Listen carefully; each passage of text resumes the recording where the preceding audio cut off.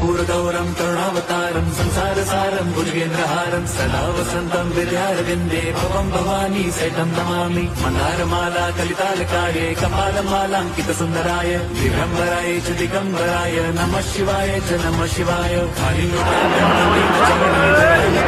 रूप तुझे प्रेमे अलिंगिन आनंदे पूजिन भावे ओवाय न म्हणे मम।